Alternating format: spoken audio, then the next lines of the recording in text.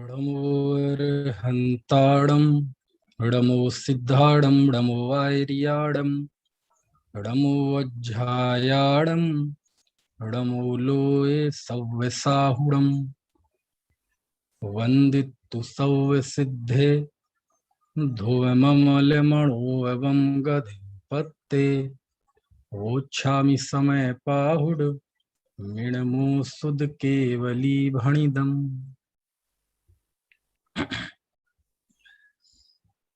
दशलक्षण पर्व का आज पहला दिन। शाम की चर्चा में हम बहुत महत्वपूर्ण विषय को समझेंगे और हम इन 10 दिनों में समय सार का सार जानने का प्रयत्न करेंगे। हालांकि ग्रंथ इतना गंभीर है कि 10 दिवसों में मैं एक एक गाथा का एक एक सूत्र का अर्थ बताऊं, ये संभव नहीं है। एक एक अधिकार का भी सार बताऊं, ये भी संभव नहीं है। लेकिन मैं कोशिश करूंगा कि आपको इन 10 दिनों में पूरे समय सार की विषय वस्तु बता दूं। लेकिन बताऊंगा मैं अपने अंदाज में, बताऊंगा मैं इस तरह से कि विषय वस्तु पूरी आ जाएगी और हमें अलग अलग अधिकारों का बंटवारा भी नहीं करना पड़ेगा चर्चा के लिए। लेकिन उसके लिए जरूरी है कि थोड़ा सा चित्त को गंभीर करना पड़ेगा, क्योंकि मैं जानता हूं रात्रि का समय है, सुबह से आप उठे हुए हैं, 12, 13, 14, 15 घंटे के उठे हुए हैं और अब सोने का वक्त है, प्रमाद का समय है। और ऐसे समय में यदि समय सार कोई खोल के बैठ जाए और बहुत सूक्ष्म यदि चर्चा होने लगे पर्याय से भिन्न आत्मा की, तो पता चले आत्मा तो पर्याय से भिन्न नहीं हुआ, हम और आप भिन्न भिन्न हो गए। फिर भी हम कोशिश करेंगे कि बड़े ही रोचक तरीके से इस समय सार की विषय वस्तु को समझें, क्योंकि समय सार जितना सरल होगा, रोचक होगा, वह उतना ही लोक मंगलकारी होगा। समय सार का सार अथवा हमारा जो विषय है 10 दिन चर्चा का, यह है समय सार, चुनौतियां एवं दृष्टि। और इसमें हम ये जानेंगे कि आचार्य कुंद कुंद देव ने जब समय सार लिखा तो उनके सामने क्या चैलेंज थे, उनके सामने क्या चुनौतियां थीं, उन चुनौतियों का उन्होंने सामना कैसे किया और इस युग को उन्होंने समय सार में कौन सी दृष्टि दी। यदि इतना हम समझ गए तो समझ लेना पूरा समय सार समझ लिया, समय सार का सार समझ लिया। और एक एक अधिकार की विषय वस्तु वो क्रमशः संक्षेप रूप में किसी न किसी बहाने वो आती रहेगी। यानी मैं 10 दिन में आपको समय सार का सार बताऊंगा, लेकिन बताऊंगा अपनी शैली में। चलिए, शास्त्र का नाम है समय पाहुड़। इसका मूल नाम समय पाहुड़ है, समय प्राभृत। लेकिन ये दुनिया में समय सार नाम से लोकप्रिय हो गया, क्योंकि समय सार के यशस्वी टीकाकार आचार्य अमृतचंद स्वामी ने जब 10वीं शताब्दी में इस पर टीका लिखी, आत्मख्याति, और उसमें उनके लिए, इस शास्त्र के लिए समय सार शब्द का इस्तेमाल किया, तो वो समय सार ही चल पड़ा। लेकिन इसका मूल नाम समय पाहुड़ है, जिसे हम संस्कृत में रूपांतरित कर दें तो समय प्राभृत कहते हैं। इस समय सार ग्रंथ की रचना आज से लगभग 2000 साल पहले कलिकाल सर्वज्ञ आचार्य पद्मनंदी देव ने की, जो कि कुंद कुंद आचार्य नाम से इतिहास में प्रसिद्ध है। आचार्य कुंद कुंद की ये समय सार रचना कैसी है, क्या है, अभी मैं उसके विषय में कितना ही आपको बताते जाऊं, अभी आपको उतना आनंद नहीं आएगा। क्यों? किसी का भी मूल्यांकन करना हो तो हमें उस व्यक्ति की परिस्थितियों का मूल्यांकन करना पड़ता है। जब तक हम उस व्यक्ति की पृष्ठभूमि नहीं जानते हैं, जब तक किसी घटना की पृष्ठभूमि नहीं जानते हैं, जब तक किसी संस्था की पृष्ठभूमि नहीं जानते हैं, जब तक किसी उपक्रम की, किसी एक्शन की पृष्ठभूमि नहीं जानते हैं, तब तक हम उसका मूल्यांकन नहीं कर पाते। और समय सार को लेकर आचार्य कुंद देव के मन में जो बहुत बड़ी बड़ी चैलेंज थे, चुनौतियां थी, जो मुंह फाड़े उनके सामने खड़ी थी, वो बहुत गंभीर थी।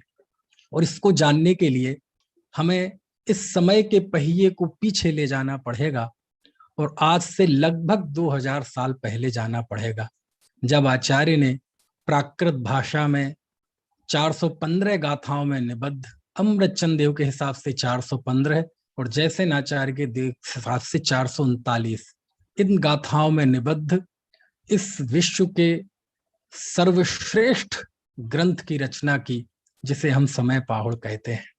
तो थोड़ा समय को पीछे ले जाइए, फ्लैशबैक में जाइए। अब चूंकि फ्लैशबैक में हम 2000 साल पहले तो नहीं जा सकते, क्योंकि फ्लैशबैक में तो हम उतना ही जा सकते हैं जितना हमें याद है। मान लीजिए मैं 42 साल का हूं, यदि मैं पीछे जाऊं तो कितना चला जाऊंगा? जहां तक मुझे ध्यान है, स्मरण है, 35 साल चला जाऊंगा ज्यादा से ज्यादा। 7 साल की उम्र का भी थोड़ा ही बहुत याद होगा। आप मुझसे भी ज्यादा उम्र के लोग बैठे हैं, वो जाएंगे तो 60-70 साल पहले तक जा सकते हैं फ्लैशबैक में, है ना। लेकिन अब हमें कल्पना के सहारे इस समय के पहिए को रिवर्स करना पड़ेगा, पीछे जाना पड़ेगा और इस समय के पहिए को पीछे घुमाइए और पहुंच जाइए आज से 2000 साल पहले। और 2000 साल पहले जब कुंद देव ने इस समय सार ग्रंथ की रचना की, तो उस समय कितनी परिस्थिति थी, उस समय उनके सामने क्या चुनौतियां थी? क्योंकि आज तो सब कुछ आसान है। आज तो हमारे सामने 2000 साल की आगम परंपरा है, हजारों शास्त्र हैं, शास्त्रों की हजारों टीकाएं हैं, उनकी वचनिकाएं हैं, उनके भावार्थ हैं, उनके अनुवाद हैं, उन पे व्याख्यान हैं। और इस कोरोना काल में तो ऑनलाइन के जरिए घर घर गंगा बह रही है। तो अभी जो मौजूदा दौर चल रहा है, इसमें तो हमारी 5 उंगलियां घी में है। इसलिए इस दौर को नहीं, हम तो बहुत सौभाग्यशाली हैं कि इस दौर में है। लेकिन आज से 2000 साल पहले जिस समय शास्त्र लेखन का सिलसिला, आगम को लिपिबद्ध करने का सिलसिला लगभग शुरू ही हुआ था, हमें उस दौर में जाना पड़ेगा यदि समय सार को और कुंद देव को हमें सही अर्थों में समझना है। तो इसके लिए थोड़ी सी प्राथमिक जानकारी भी आपको होना चाहिए, क्योंकि भगवान महावीर को जब मोक्ष हुआ तो चौथे काल का 3 साल 8 महीने 15 दिन शेष था। यानी पंचम काल आने में 3 साल 8 महीने 15 दिन शेष थे। उस समय भगवान महावीर को मोक्ष हुआ। चूंकि भगवान महावीर अंतिम तीर्थंकर थे और हम जानते हैं कि ये अवसर्पणी काल है, और अवसर्पणी काल में भी हुंडा अवसर्पणी काल, करेला और नीम चढ़ा। और इस अवसर्पणी काल में क्या होता है, जो जो अच्छी चीजें होती हैं वो हमारे हाथों से खिसकती जाती हैं, वो धीरे धीरे हाथों से रिसती जाती हैं। हम क्या सोचते हैं कि अंजलि जल सम जवानी क्षीण होती जा रही है, हमारी जवानी ही अंजलि के जल के समान क्षीण होती है। अरे इस युग में अच्छी अच्छी बातें ऐसे ही खिसकती गईं, क्योंकि ये अवसर्पणी काल का स्वरूप है। जब अंतिम तीर्थंकर भगवान महावीर को मोक्ष हुआ, तो जब वो अंतिम थे तो स्वाभाविक है उसके बाद कोई तीर्थंकर तो नहीं हुआ, तीर्थंकरों का विरह हो गया। लेकिन उसके बाद आगे के 62 सालों में 3 अनुबद्ध केवली हुए, गौतम स्वामी, सुधर्मा स्वामी जिनका दूसरा नाम लोहार्य भी है, और तीसरे जम्बू स्वामी। एक केवली श्रीधर केवली का उल्लेख और भी आता है, लेकिन अनुबद्ध केवली 3 ही हुए। तो भगवान महावीर के मोक्ष जाने के 62 सालों में 3 केवली हुए। यानी तीर्थंकरों का तो विरह हो गया, लेकिन इस भारत भूमि पर केवली फिर भी थे, जिनेंद्र देव फिर भी थे। समय और बदला, अवसर्पणी काल ने अपना और नृत्य दिखाया और केवलियों का भी विरह हो गया। और आगे के 100 सालों में 5 श्रुत केवली हुए, विष्णु, नंदीमित्र, अपराजित, गोवर्धन और भद्रबाहु। श्रुत केवली अर्थात जिन्होंने अपने सम्यक पूर्वक संयम की साधना से 12 अंग और 14 पूर्वों का ज्ञान किया हो, ऐसे महान तपस्वी चारित्रवंत मुनि श्रुत केवली कहलाते हैं। और ऐसे 5 श्रुत केवली हुए। अंतिम श्रुत केवली भद्रबाहु थे, और इन्हीं भद्रबाहु आचार्य को कुंद कुंद देव ने बोध पाहुड़ की 72वीं गाथा में अपना गमक गुरु माना है। युग ने और थोड़ा रंग दिखाया, अवसर्पणी काल और थोड़ा थोड़ा अपने है ना रंग रूप दिखा रहा था। तीर्थंकरों का विरह पहले ही हो गया था, केवलियों का विरह पहले ही हो गया था, श्रुत केवलियों का भी विरह हो गया। इसके बाद हमारे यहाँ 11 आचार्य ऐसे हुए जिनको 11 अंग और 10 पूर्व का ज्ञान था। समय ने और करवट ली, अंग ज्ञान कम होता गया, कम होता गया। 11 अंग 10 पूर्व, 11 अंग 9 पूर्व, 11 अंग 8 पूर्व, 11 अंग 10 अंग, 9 अंग, 8 अंग, 7 अंग। अंग ज्ञान कम होता गया, कम होता गया, कम होता गया, और 600 वर्ष लगभग बीते कि केवल एक अंग के ज्ञानी रह गए, केवल आचारांग के ज्ञानी। लेकिन आप जानते हैं अवसर्पणी काल, इसका बड़ा विचित्र स्वरूप है। सारी चीजें हमारे हाथ से रेत की तरह खिसकती जाती हैं, फिसलती जाती हैं, और अंततः ये हुआ कि अंग ज्ञानियों का भी विरह हो गया। और जब अंग ज्ञानियों का भी विरह हो गया लगभग 600 साल में, काल गणना में थोड़ा सा परंपराओं में फर्क है, इसलिए मैं लगभग शब्द का प्रयोग कर रहा हूं। उसके बाद जब अंग ज्ञानियों का भी अभाव हो गया, तो अंग के अंश ज्ञानी, क्योंकि अंगों में भी छोटे छोटे चैप्टर होते हैं, उनके अंदर भी चैप्टर होते हैं, तो छोटे छोटे जैसे हमारे यहाँ होते ना शास्त्र, उसके अंदर महाधिकार, महाधिकार के अंतर्गत अंतराधिकार, है ना, ऐसे ही उन अंग के छोटे छोटे अंशों का ज्ञान रह गया, जिन्हें हम अंग अंश ज्ञानी कहते हैं। और आज से लगभग 2000 साल पहले का जब समय था, उस समय हमारे एक आचार्य, महान आचार्य हुए धरसेन स्वामी, जिन्हें दूसरे अग्रायणी पूर्व के 5वें वस्तु अधिकार के 4थे प्राभृत अधिकार का ज्ञान था, है ना, जिसका नाम था महाकम्म पयडी पाहुड़। अभी आप घबराओ मत, मैं आपको समय सार में स्थापित करना चाहता हूं, क्योंकि आपने देखा होगा जैसे हम 8 दिन का सिद्ध चक्र विधान करते हैं, तो पहले दिन हम सिद्धों की स्थापना करते हैं और फिर 8 दिन उसकी भक्ति भाव से पूजन करते हैं उन भगवंतों की। आज मैं आपको समय सार स्थापित कर रहा हूं कि किस युग में और किन परिस्थितियों में कुंद कुंद देव ने समय सार लिखा, क्या उनका मन था, क्या उनका मंतव्य था, क्या उनके सामने बाधाएं थी, कौन सा काम उन्हें करना था, और सीधी बात है उन्होंने समय सार लिखा क्यों। क्योंकि कार्य क्या हुआ इससे ज्यादा महत्वपूर्ण ये होता है वह किस भावना से किया गया, किस उद्देश्य से किया गया, कहीं हम उस उद्देश्य से चूक तो नहीं रहे हैं, कहीं आचार्य देव के किसी मंतव्य से हम है ना स्खलित तो नहीं हो रहे हैं। इन सब बातों को जानने के लिए जानना जरूरी है। तो हो सकता है शुरुआत में थोड़ा सा आपको कथानक का एहसास हो, लेकिन ये अच्छा है।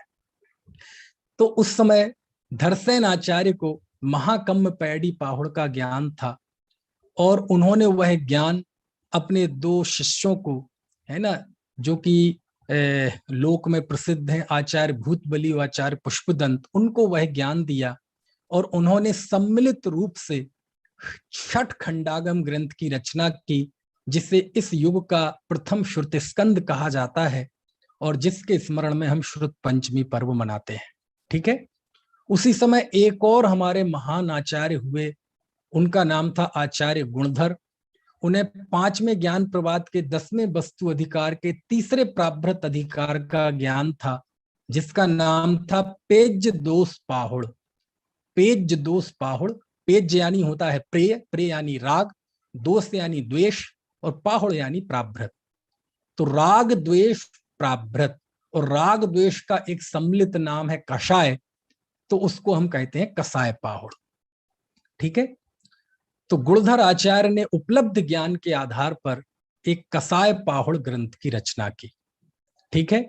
ये कब का बता रहा हूं मैं, देखो हमारे बीच में बच्चे भी बैठी हैं, ये दिया गुड़िया भी बैठी है ना, और भी होंगे जिनके वो चालू नहीं है। ये मैं आपको कहाँ ले गया, आज से लगभग 2000 साल पहले, और ये वो युग था। अच्छा, आपसे मैं पूछूं कि आप कुछ शास्त्रों के नाम बताओ कुंद कुंद देव के अलावा, तो आप कहेंगे तत्वार्थ सूत्र। उस समय नहीं था, आप कहेंगे श्राप का चार, उस समय नहीं था। आप कहेंगे छेड़ाला, उस समय नहीं था। आप कहेंगे परमात्म प्रकाश, उस समय नहीं था। आप कहेंगे मोक्ष मार्ग प्रकाशक, उस समय नहीं था। आज शास्त्रों के नाम पे जो हमें सैकड़ों शास्त्रों का नाम स्मरण होता है, जिनको सुनकर हमें रोमांच हो जाता है, उस समय वो कोई भी शास्त्र नहीं थे। दो शास्त्र उस समय प्राचीन थे, एक षटखंडागम और एक कसाय पाहुड़। और जब ये दो ग्रंथ, क्योंकि दूसरे धर्मों में लिपिबद्ध करने का कार्य पहले प्रारंभ हो गया था, हमारे जैनाचार्यों ने कलम देर से उठाई। क्यों उठाई, कैसे उठाई, वो मैं आज चर्चा नहीं करूंगा, वो कभी आप बाद में पूछना मुझसे। लेकिन जब एक बार उठाई तो उन्होंने कमाल कर दिया। तो जब लिपिबद्ध होना हमारा आगम शुरू हुआ, पहले सब श्रुति परंपरा से चलता था, क्योंकि ज्ञान था, याद रखने की क्षमता थी, तो श्रुति परंपरा से चलता था, सुनकर लोग याद कर लेते थे। गुरुजी ने सुनाया, हमने समझ लिया, बस हो गया काम। लेकिन जब देखा कि ज्ञानहीन हो रहा है, लोगों की याद रखने की क्षमता, मेमोरी पावर जलती जा रही, जाती जा रही है, समझने की चीजें क्षमता कम होती जा रही है, तब आचार्यों ने फिर लिपिबद्ध किया। तो ये हमारे दो सबसे प्राचीन शास्त्र हैं, जिन पे भविष्य में बहुत काम हुआ, बहुत काम हुआ। पहला है षटखंडागम, आचार्य भूतबली पुष्पदंत देव की रचना, और दूसरी है कसाय पाहुड़, आचार्य गुणधर स्वामी की रचना। उसी समय इस भारत भूमि पर एक महान संत का अवतार हुआ, जिन्हें हम कहते हैं आचार्य कुंद कुंद देव। समझ में आया? आचार्य कुंद कुंद देव जब हुए, 11 वर्ष की अवस्था में उनकी दीक्षा हुई थी। 45 वर्ष की अवस्था में उनको आचार्य पद की प्राप्ति हुई थी, और लगभग 96 वर्ष उनकी उम्र थी। तो आचार्य कुंद कुंद जब हुए और उनके सामने जो उपलब्ध आगम था, तो उन्होंने उन आगमों का अध्ययन किया। गुरु से उन्हें ये सब सीखने मिला, उन्होंने इन ग्रंथों को समझा। तब आचार्य कुंद कुंद के मन में एक चिंता हुई, तब आचार्य कुंद कुंद के मन में एक भाव आया कि षटखंडागम में आप जाएंगे तो क्या मिलेगा। तो षटखंडागम के 6 खंड है ना, जीवट, ठाण, खुद्दा बंद, बंद स्वामी, वेदना, बगड़ा और महाबंद। अब उस पूरे षटखंडागम में, जो कि लगभग 36-37 हजार श्लोक प्रमाण रचना है, बड़ी विशाल रचना है, प्राकृत भाषा में रचना है, सूत्रबद्ध रचना है, उस रचना में जीव का बंधन की तरफ से कथन है, जीव का संयोग की तरफ से कथन है कि जीव गुण स्थान वाला है, जीव मार्गणा स्थान वाला है, 8 कर्म है, 148 उसकी प्रकृतियां हैं। इस गुण स्थान में इतने कर्मों का बंधन होता है, इतने कर्मों का संवर होता है। जो जो गुण स्थान चढ़ते हैं तो कर्मों की विच्छुत्ति होती है। ये पूरा जो कर्म सिद्धांत है, वो कर्म सिद्धांत उस षटखंडागम में वर्णित किया है, और बहुत विशाल ग्रंथ है। और उस शास्त्र का, कुंद कुंद देव के समय उस शास्त्र का ग्लैमर भी बहुत था। क्यों? क्योंकि उस ग्रंथ को प्रथम ग्रंथ, लिपिबद्ध ग्रंथ होने का गौरव प्राप्त है। और आपको तो पता ही है, जिस चीज के साथ ये जुड़ जाए कि ये प्रथम है, पहला है, तो उसके साथ अपने आप में एक इतिहास, परंपरा, भावना जुड़ जाती है। और दूसरा जो शास्त्र था कसाय पाहुड़, उस कसाय पाहुड़ में क्या है, उसमें 233 गाथाएं हैं। उसमें मोहिनी कर्म के उदय से जो जीव की अवस्थाएं बनती हैं, उनका वर्णन है। यानी वो भी जीव के विकार का वर्णन करता है, जीव के अशुद्ध स्वभाव का वर्णन करता है। जीव कर्म के उदय से किस किस तरह से रूप परिणमित होता है, राग द्वेष कषाय रूप, उस तरह का वर्णन उसमें पूरे में है।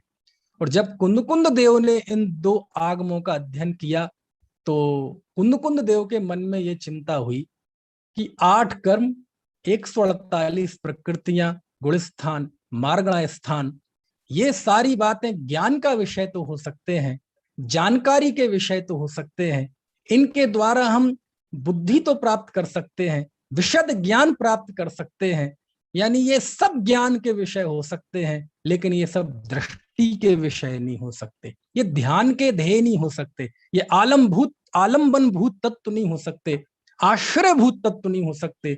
अतः पूर्वाचार्यों ने जीव का बंधन की तरफ से कथन किया है, मैं निर्बंध आत्म तत्व को दिखाऊंगा।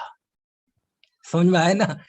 तब जाके उन्होंने कलम उठाई और उन्होंने समय सार की रचना की। और उस समय वो संकल्प लेते हैं, तम एयत विहत्तम दाये हम अपुड़ो सभी बेड़े, जदि दाये ज पमाणम, चुक्के ज छलम न घेतब्बम, कि मैं तुम्हें एकत्व विभक्त दिखाऊंगा, और वो एकत्व विभक्त दिखाऊंगा जिसको मैंने स्वयं अनुभव किया है। और यदि मैं दिखा दूं तो तुम भी काम छोड़ के उसे स्वानुभव से प्रमाण कर लेना। समझ में आया ना? तब जाके उन्होंने ये प्रतिज्ञा ली और समयसार ग्रंथ की रचना की।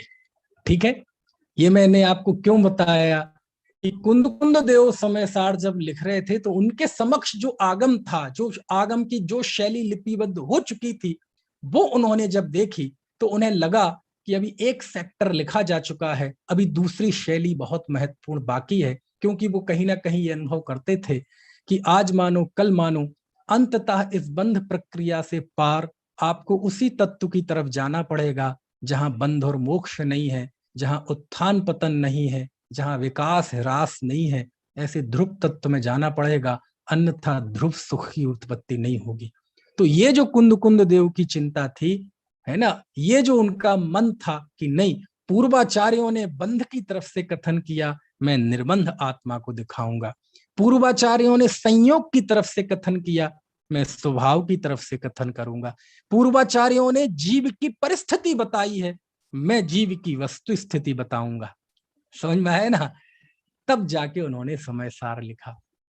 लेकिन क्या बताऊं, जब वो समयसार लिख रहे थे तो उनके सामने चार बड़ी बड़ी चुनौतियां थी। कितनी? चार। और ये चार चुनौती यदि आपने समझ ली तो इन चार चुनौतियों को समझाते समझाते मैं आपको पूरा समयसार सुना दूंगा। समझ में आए? इसलिए मैंने बताया मैं समयसार पूरा बताऊंगा आपको 10 दिन में, लेकिन अपने लहजे में, अपनी शैली में, है ना?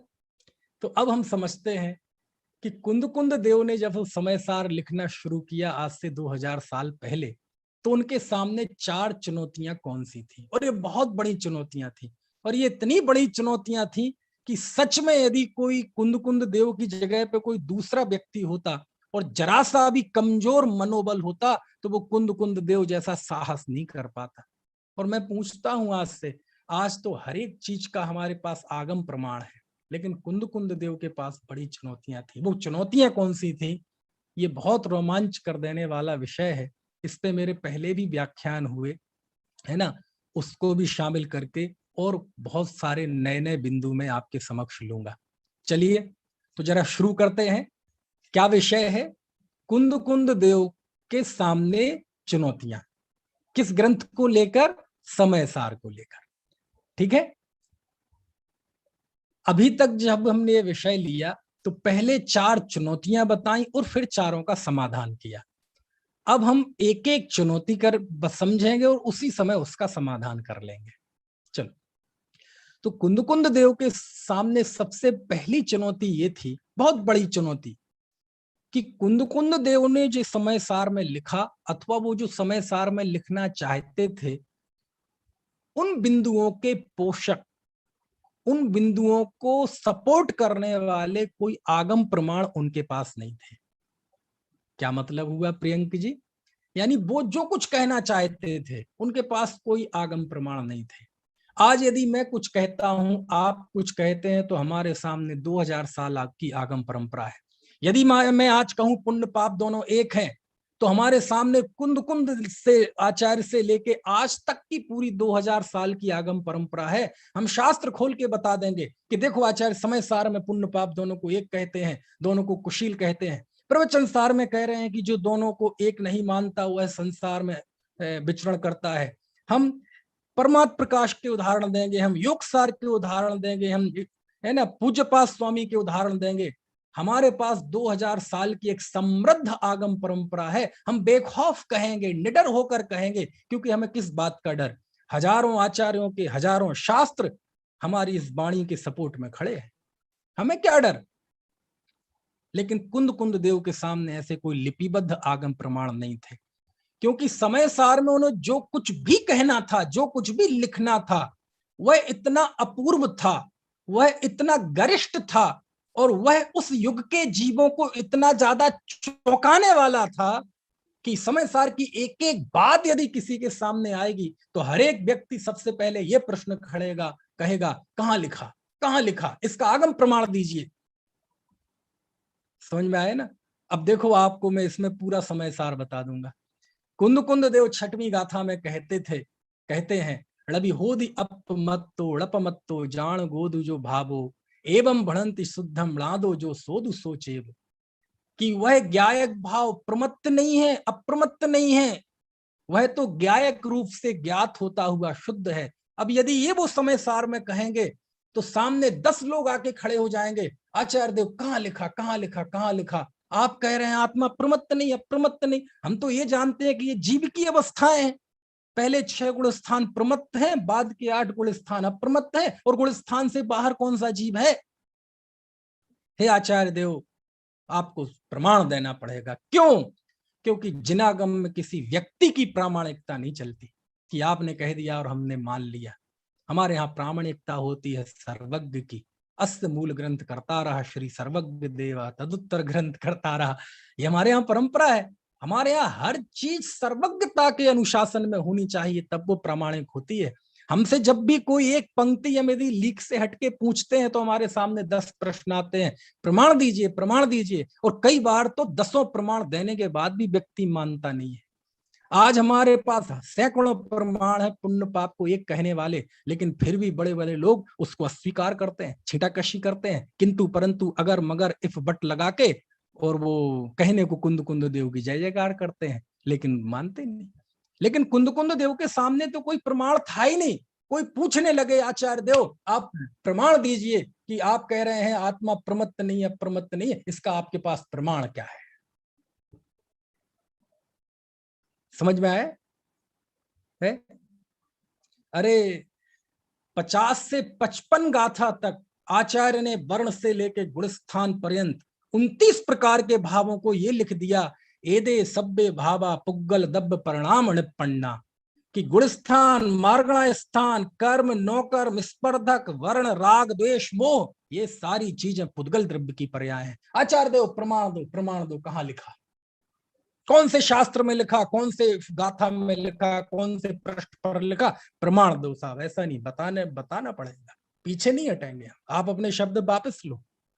ऐसा संवाद हुआ नहीं। ये आज के युग के हिसाब से जो हमारी रुचियां हैं, मैं उस हिसाब से प्रस्तुत कर रहा हूं। लेकिन ये चैलेंज सच्चे हैं। आपको कैसे पता कि ये चैलेंज कुंद देव के सामने थे? अरे मैं बताऊंगा अभी, आप 10 दिन मेरे साथ रहिए। जो मैं आपको कह रहा हूं, एक एक बात आपको आचार्य के समय सार की ग्रंथ की गाथाओं में तैरती हुई मिलेगी। आपको ये तैरती हुई दिखेंगी ऐसे।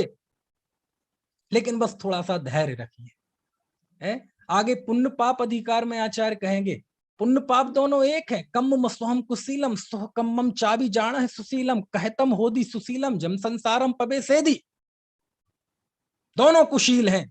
आचार्य कहां लिखा, कहां लिखा, कहां लिखा? आपके पहले कौन से शास्त्र में लिखा, कौन से पृष्ठ पर लिखा, कौन सी गाथा में लिखा, कौन से श्लोक में लिखा? प्रमाण चाहिए। आचार्य के पास कोई प्रमाण नहीं है। इतना ही नहीं, उसके आगे आचार्य आश्रव के प्रकरण में कहते हैं, रथिदु आसव बंधो सम्मा दिठ्ठिस्य आसव निरोधो। सम्यक दृष्टि के आश्रव बंद नहीं होता। हे आचार्य देव, हमने तो सुना है कि तेरे में गुण स्थान में भी आश्रव होता है, इरियापथ आश्रव, और आप कह रहे सम्यक दृष्टि के आश्रव नहीं होता। प्रमाण चाहिए, प्रमाण दो, प्रमाण दो, सबूत चाहिए। कहां लिखा, कौन से शास्त्र में लिखा?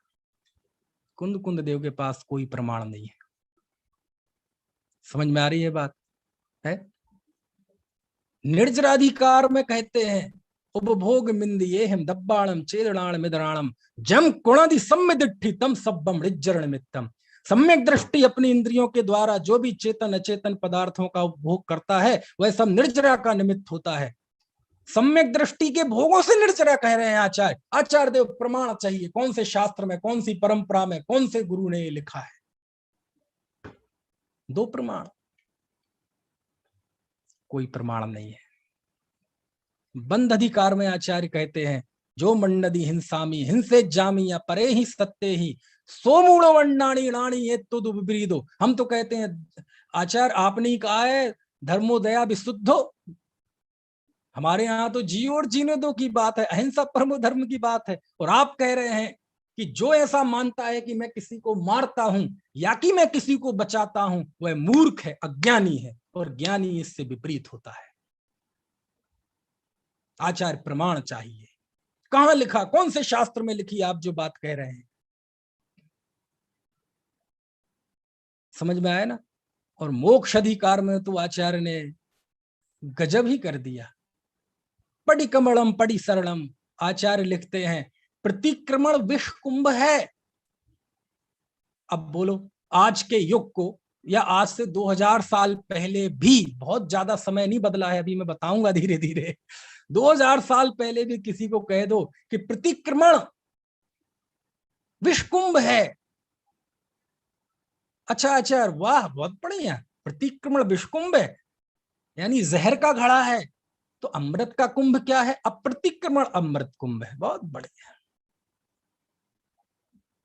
समझ में है ना?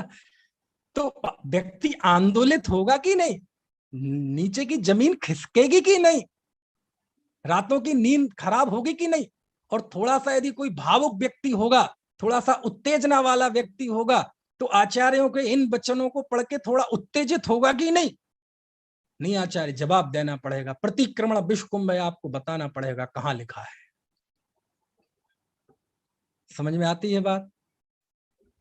ये सारी चुनौती थी कुंद कुंद देव के सामने। मैंने आपको कुंद समय सार के सारे सेंसिटिव पॉइंट आपको बता दिए कि ये कैसे कहां कहां लिखा है। ये बहुत बड़ी चुनौती थी आचार्य के सामने। हमें तो बहुत आसान है, हम तो ऐसे युग में हैं नितिन भाई कि कोई चुनौती नहीं है हमारे सामने। समझ में आया ना? हमारे लिए तो बहुत आसान है हम सब चीजें, और इस युग में तो गुरुदेव ने इतना आसान कर दिया कि सब बहुत आसान है। लेकिन उस दौर में जब जो जो कुंद कुंद देव ने लिखा, समय सार में उसकी मूल भावना उस ग्रंथ की जो थी, उस भावना का पोषक एक भी आगम प्रमाण उनके पास नहीं था। लिखित रूप से बात कर रहा हूं मैं, लिपिबद्ध। श्रुति परंपरा से तो सब रहा होगा, क्योंकि श्रुति परंपरा से भी नहीं रहा होगा तो आचार्य कुंद कुंद के पास कैसे आया? तो श्रुति परंपरा से तो था, लेकिन लिपिबद्ध की बात मैं कर रहा हूं। और अब आज के समय में तो आप देखें, जो सरकारी कामकाज से जुड़े हुए हैं, बोला ओला नहीं माना जाता। किसने किससे क्या कहा इसका महत्व तो नहीं है, आप लिखित बताइए, लिखित प्रमाण दीजिए, वो ही सबूत माने जाते हैं। समझ में आए ना? यहाँ तक कि ये जो रिकॉर्डिंग भी कर लेते हैं ना, कोर्ट तो इनको भी तवज्जो नहीं देता। समझ में आए ना? लिपिबद्ध चाहिए। तो श्रुति परंपरा से तो सब था, बात मैं केवल लिपिबद्ध की कर रहा हूं कि कुंद कुंद देव से भी पूछते होंगे ना, आखिर प्रश्न तो उस समय भी चलते होंगे ना कि कुंद कुंद देव ने जो लिखा है इसका प्रमाण क्या है? अथवा कुंद कुंद देव, देखो, जब कोई रचनाकार कोई रचना करता है, यद्यपि वो उस समय अकेला होता है, भीड़ में तो रचना कोई करता नहीं, भीड़ में तो कोई सृजन करता नहीं, भीड़ में तो कोई, है ना, कोई पुस्तक कविता लिखता नहीं, एकांत में लिखता है, शांत दशा में लिखता है। तो यद्यपि कोई भी रचनाकार जब होता है, रचना करते समय भले ही वो अकेला होता है शारीरिक दृष्टि से, फिजिकली, लेकिन वह अपने कल्पना जगत में हजारों चुनौतियों से जूझ रहा होता है।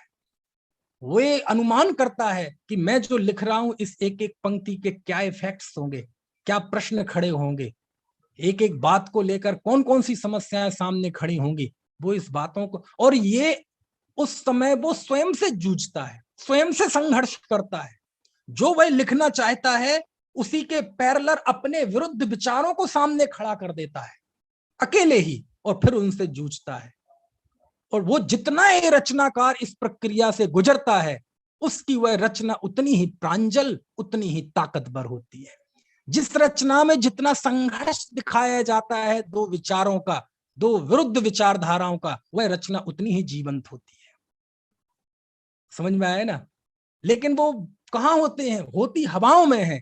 लेकिन वह रचनाकार अकेला बैठा बैठा कल्पना में एक चित्र बनता है कि जब कोई गाथा ये पढ़ेगा कि पुण्य और पाप दोनों कुशील है, तो बहुतेरे जीव होंगे झुंझला जाएंगे, प्रश्न खड़े करने लगेंगे, त्योरियां चढ़ जाएंगी, बहिष्कार करने लगेंगे, प्रमाण मांगेंगे।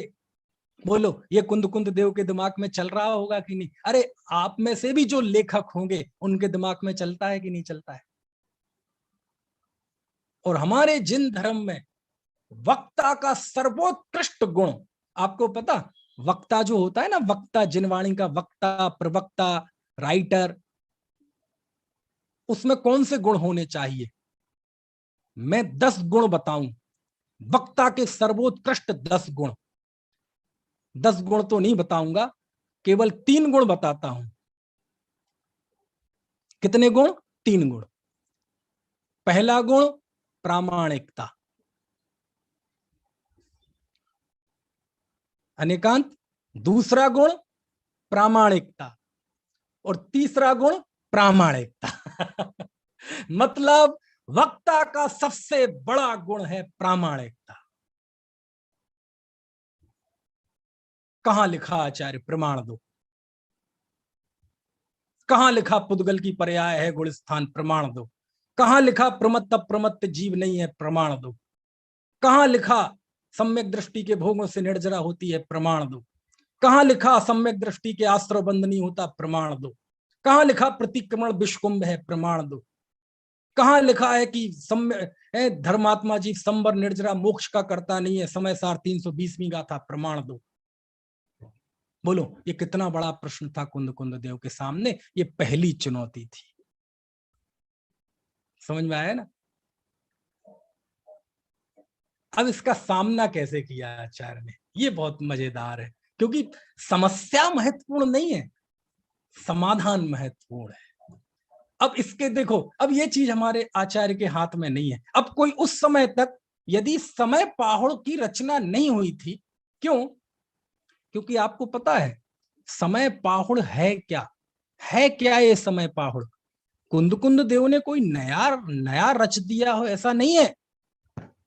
यदि आप जाएंगे पंडित जयचंद जी छावड़ा की जो भाषा वचनिका है, वो नहीं जो समय सार में छपी है, आमतौर पे अलग से जो समय सार की भाषा वचनिका छपी है, बहुत मोटी है, मंगलायतन से छपी है, कभी उसको खोल के देखना आप। ये बात जो कही है वो तो आपके घरों में जो समय सार उसमें भी है। उसमें उन्होंने पहली गाथा की भावार्थ में लिखा। अब उनका सोर्स क्या था जयचंद जी का मुझे नहीं पता, लेकिन 250 साल पहले लिखा, तो वो भी हमारे लिए बहुत बड़ा प्रमाण है ना, कि जो हमारा 5वां ज्ञान प्रवाद नाम का पूर्व है, उसमें 12 वस्तु अधिकार है, जिसमें 10वां वस्तु अधिकार है, उसके अंदर 20 प्राभृत अधिकार हैं, और एक प्राभृत अधिकार का नाम है समय पाहुड़। क्या नाम है अनेकांत? समय पाहुड़। यानी जो हमारा द्वादशांग है, जिसकी रचना गौतम स्वामी ने की थी, उसमें जो 14 पूर्व हैं, उन 14 पूर्व में जो 5वां पूर्व है, उसमें एक अधिकार है जिसका नाम है समय पाहुड़। उसका ज्ञान गुरु परंपरा से कुंद कुंद देव को था, और तब जाके उन्होंने वो लिखा समय पाहुड़। ऐसा पंडित जयचंद जी छावड़ा ने लिखा कि उन्होंने उसका परिभाषण किया। इससे बात गंभीर हो जाती है कि कुंद कुंद देव का जो समय पाहुड़ है, इसकी जो विषय वस्तु है, वो उन्होंने बनाई नहीं है, बल्कि गुरु परंपरा से उन्हें प्राप्त हुई है। और ये पूरा विषय मूलतः उस द्वादशांग के 5वें पूर्व का अंश है। समझ में आ रही है बात? इसलिए मैं कह रहा हूं, बात लिपिबद्ध की है, श्रुति परंपरा से तो सब कुछ था, है ना। तो इस दुविधा, इस चुनौती का सामना आचार्य ने कैसे किया, बताऊं आपको? चलो, आचार्य ने मालूम इस दुविधा का सामना कैसे किया? जहां जहां भी कोई ऐसी सेंसिटिव बात थी, और समय सार तो पूरा ही संवेदनशील है, वहां वहां उन्होंने मालूम क्या लिखा? बहुत जबरदस्त बात लिखी, बहुत जबरदस्त बात लिखी। उन्होंने लिखा कि जो मैं कह रहा हूं वो भगवान ने कहा है। क्या कहा है? उन्होंने ये लिखा कि जो मैं कह रहा हूं भगवान ने कहा है। कैसे? आप देखो, केवली जड़े ही भणिया, ऐसा केवली जिनेन्द्र के द्वारा बताया गया है। 150वीं गाथा, ऐसो जुड़ोब देसो, ऐसा जिनेन्द्र भगवान का उपदेश है। 161, 62, 63 गाथा, जिणवरे ही परिकहियम, ऐसा जिनवरेंद्रों ने कहा है। 198वीं गाथा, वन्निदो जिणवरे हिम, ऐसा जिनवरेंद्रों के द्वारा वर्णित किया गया है। 9वीं गाथा देख लो, ज्यादा दूर क्यों जाओ, भणंति लोयप दीवैरा, ऐसे लोक के प्रकाशक है कि सर्वज्ञों ने कहा है। सब बन्नुनाण दिट्ठो, 24वीं गाथा, सर्वज्ञ के ज्ञान में ऐसा देखा गया है। अरे और दूर ज्यादा कहां जाओ आप, 400 गाथा के आसपास देखना, लगातार 12 गाथाएं ऐसी हैं जहां आचार्य ने शब्द का प्रयोग किया है जड़ा बेनती, ऐसा जिनेंद्र भगवान के द्वारा बताया गया है। आचार्य ने सर्वत्र समय सार में यदि किसी की साक्षी दी है तो भगवान की साक्षी दी है। बोले मैं क्या बताऊं किसने कहे हैं, यदि हमारे पास लिपिबद्ध होता ये सब तो मैं आपको पहले ही नहीं बता देता। लिपिबद्ध नहीं था तब तो हमें यह कहना पड़ रहा है कि ये भगवान ने कहा है, ऐसा जिनेंद्र भगवान का उपदेश है, ऐसा सर्वज्ञ के ज्ञान में देखा गया है, ऐसा सर्वज्ञों ने वर्णित किया है। ये क्यों कहना पड़ रहा है? प्रामाणिकता के लिए।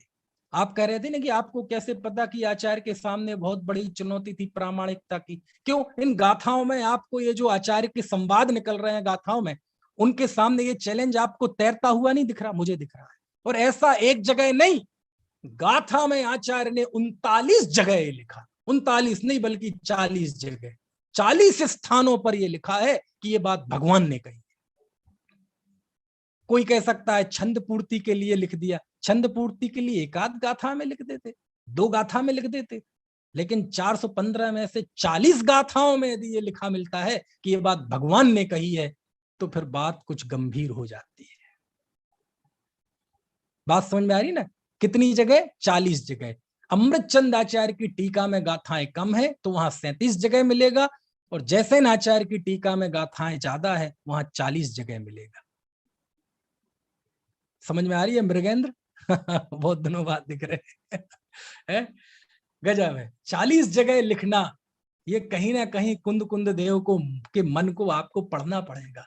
बात बात पे 12 गाथाओं में लगातार जड़ा बेनती, जड़ा बेनती, जड़ा बेनता, जिनेंद्र कहते हैं, जिनेंद्र कहते हैं, जिनेंद्र कहते हैं। क्यों? अरे जिनागम की पहली शर्त है कि वो सर्वज्ञ प्रणीत होना चाहिए। कुंद कुंद देव ने खुद लिखा है, अरहंत भास यत्थम गढ़हर देवे ही गंथियम सम्मम। देखो सुत्त पाहुड़ की गाथा, दूसरे नंबर की गाथा कि क्या है शास्त्र, उसकी पहली शर्त लिखी, वो अरहंत के द्वारा कहा हुआ होना चाहिए। समंत भद्र देव से जाके पूछ लो रत्नकर्ण श्राद्धकाचार्य की 9वें श्लोक, आप तो पग मनुलंघ्यम, उन्होंने भी पहली शर्त लिखी, वो आप तो पग होना चाहिए। इस बात का कुंद कुंद देव को गहरा बोध था। मैं क्या बताऊं भैया, मैं कहां से लाऊं प्रमाण?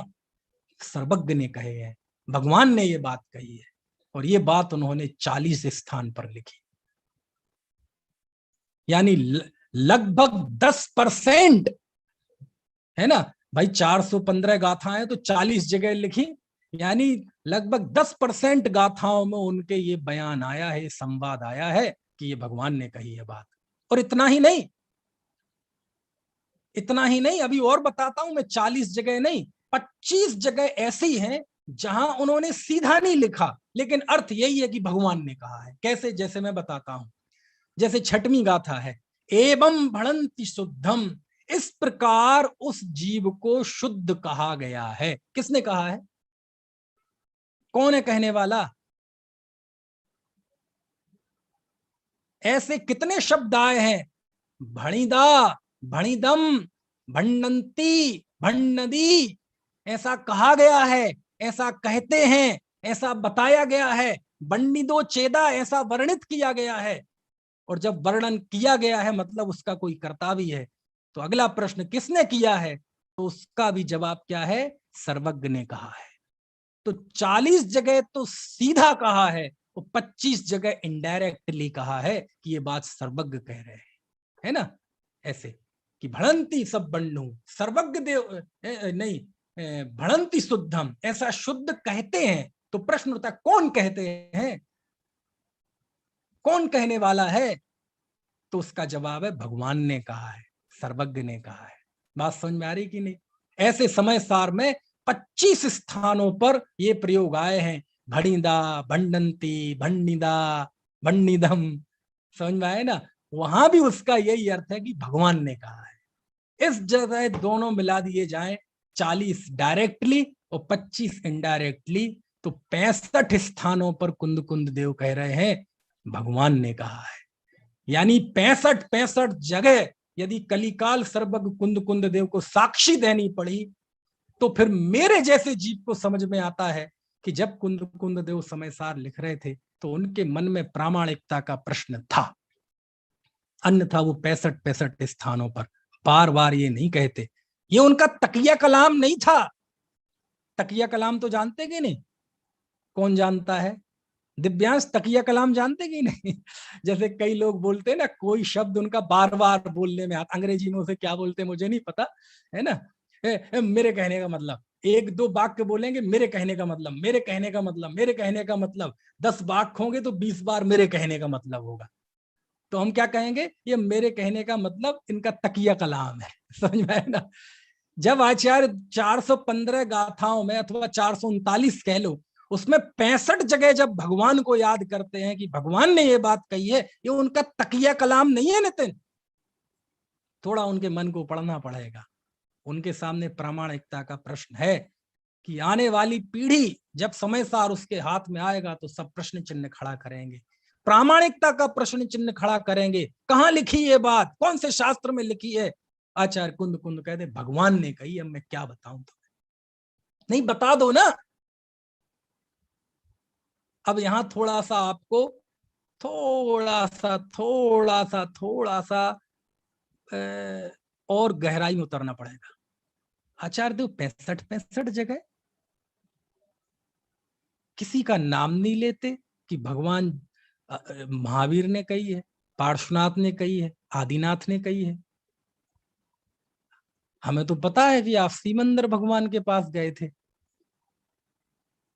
और 65 जगह यदि भगवान को याद करेंगे कि ये बात भगवान ने कही है, अच्छा 65 जगह क्यों? अरे भाई, तू मेरे मुंह से ही कहलवाएगा क्या कि ये बात सीमंदर भगवान से हमने सुनी है? लेकिन ध्यान रखना, कुंद कुंद देव कहेंगे नहीं। जीवन निकल गया लेकिन उन्होंने याद नहीं किया सीमंदर भगवान को। क्यों नहीं किया गाथाओं में? इसलिए नहीं किया, है ना, यदि तथ्यों को माना जाए कि वो सीमंदर भगवान का दिव्य दर्शन और उपदेश सुना था, इस बात को यदि अब हम पूरी तरह से सही मान के चलते हैं, तो फिर उन्होंने क्यों नाम नहीं लिया?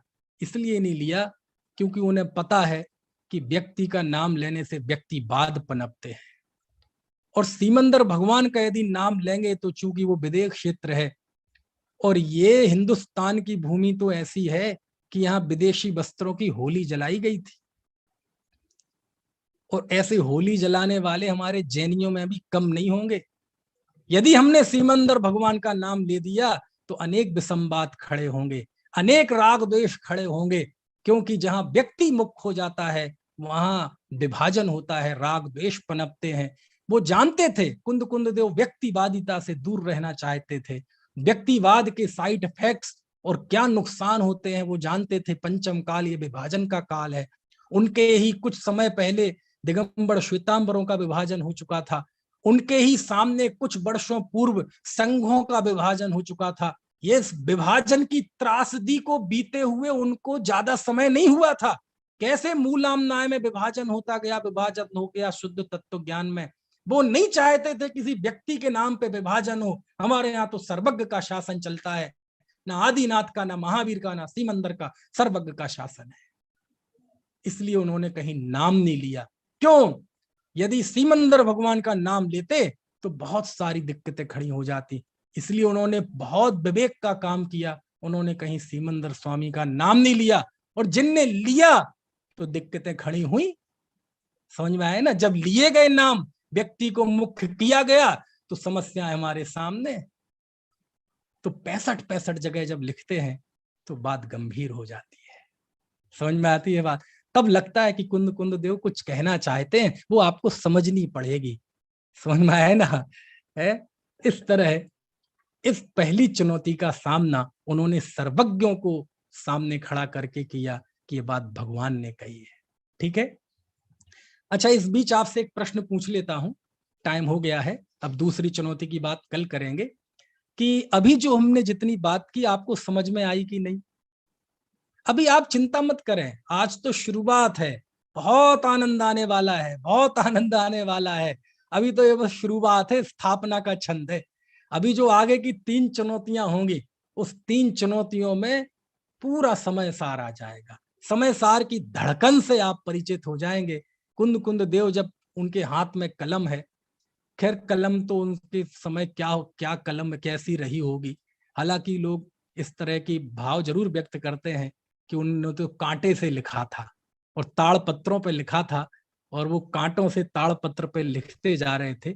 और ताड़ पत्र जिन्होंने देखा होगा, हाथ में लिया होगा, उन्हें पता होगा ताड़ पत्र पे कांटे से लिखना असंभव जैसा कार्य है, इतना कठोर होता है वो। अब वो कैसे क्या हुआ था पता नहीं, और जब वो लिखा होगा उन्होंने एक एक छेद कर करके, तो वो चुभा भी होगा, हाथ में खून भी निकलता होगा, लेकिन वो लिखते जाते हैं भाव से कि नहीं, इस काल के जीवों को हम करों प्रकृतियों को गिनने में नहीं लगाएंगे। बंधन के पार कोई निर्बंध आत्मा भी है, उसका अनुभव जब तक मैं नहीं करा दूंगा तब तक मैं है अपने संकल्प को पूरा नहीं कर पाऊंगा। आज की भाषा में कहें तो चैन से नहीं बैठूंगा। और उन्होंने इस संकल्प को पूरा किया, लेकिन उनके सामने बाधाएं क्या थी उसकी हम चर्चा कर रहे हैं। आज पहली बाधा की बात हुई, कल और आगे बात करेंगे। अभी किसी का कोई प्रश्न हो तो आप पूछ सकते हैं। क्यों है किसी का कोई प्रश्न हो तो बेखौफ पूछ सकते हैं आप। इंदिरा जी कुछ पूछ रहे हैं, भैया इन्हें अनम्यूट कीजिए। हाँ बोलिए इंदिरा जी।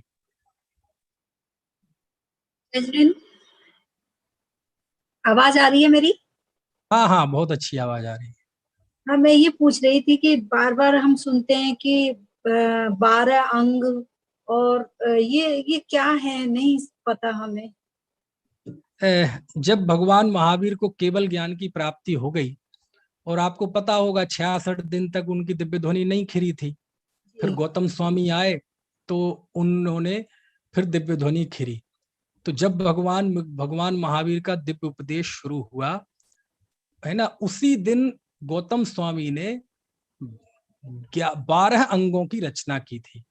यानी भगवान की वाणी में जो जो आता है उसका भी अनंतमा भाग उनने जाना, और जानकर उन्होंने कुछ एक ज्ञान को है ना एक तरह से सूत्रों में बद्ध कर दिया, लिपिबद्ध नहीं, लिखा नहीं, बस उसे सूत्रों में निर्मित कर दिया। तो उन्हीं वो 12 अंग थे, उसके 12 चैप्टर थे बड़े बड़े, तो उन्हीं को कहते हैं 12 अंग, और उसी कहते द्वादशांग। तो बस वो ही है 12 अंग, इसलिए हम बोलते हैं द्वादशांगमयी जिनवाणी माता की जय। संस्कृत में 12 को द्वादश बोलते हैं। तो वो ही कहलाते गौतम स्वामी द्वारा रचित 12 अंग। वो गणधर ही रचना करते हैं अलग अलग युग में। हाँ ये नेहा पूछ रही है कुछ बेटा। जय जिनेन्द्र, मेरा ये प्रश्न था कि जैसे हम ये पढ़ते आ रहे हैं कि प्रथम श्रुत स्कंद जो षटखंडागम और कषाय पाहुड़ है, और फिर जो द्वितीय श्रुत स्कंद हो गया आचार्य कुंद कुंद के परमागम। तो इसमें मेरा प्रश्न ये है कि जब तक आचार्य कुंद कुंद ने ग्रंथ नहीं लिखे हैं तब तक भी तो दृष्टि का विषय मतलब आचार्यों ने बताया है, ऐसा हम बिल्कुल ऐसे कैसे कह सकते हैं कि आचार्य कुंद कुंद ने निर्बंध आत्मा बताया? उससे पहले भी तो मुनिराज हुए हैं कि श्रुत केवली हुए हैं, उन्होंने भी तो, उनको 11 अंक है तो उनको भी तो आत्मानुभूति थी और उन्होंने अपने शिष्यों को बताया। लेकिन ऐसा मैंने कहा कब? लिपिबद्ध कहा ना मैंने, बार बार ठोक ठोक के, इसलिए तो कहा था कि बात लिपिबद्ध की कर रहा हूं मैं। श्रुति परंपरा से तो सब था। इस युग में कोई ऐसे मिथ्या दृष्टि जीव भी पैदा होते हैं, तो स्वाभाविक है वो सम्यक दृष्टि बाद में हुए। सम्यक दृष्टि हुए तो उसका उपदेश भी था तत्व ज्ञान का। 5 श्रुत केवली ये सब पंचम काल में ही पैदा हुए, भद्रबाहु का तो सुनिश्चित ही है, तो यही सम्यक की प्राप्ति हुई। बाद में 11 आचार्य, 11 अंग 10 पूर्व के ज्ञानी हुए, और 11 अंग 10 पूर्व के ज्ञानी भावलिंगी संत ही होते हैं। तो वो मिथ्या दृष्टि पैदा हुए थे, लेकिन बाद में सम्यक दृष्टि हुए, आत्मानुभवी हुए, संयमी हुए, और रिद्धि प्रकट हुई, मतलब 11 अंग 10 पूर्व के ज्ञानी हुए। तो श्रुति परंपरा से तो सब था, अन्यथा कुंद कुंद देव को स्वरूप की उपलब्धि कैसे होती है ना? है ना? बात लिपिबद्ध की चल रही है, केवल केवल लिपिबद्ध कि लिपिबद्ध नहीं हुआ था, है ना? श्रुति परंपरा से तो सब था। चलिए ठीक है, बहुत सुंदर। बाकी कोई प्रश्न हो तो आप पूछ लीजिएगा, मुझे व्यक्तिगत भेज दीजिएगा तो उसकी बात कर लेंगे।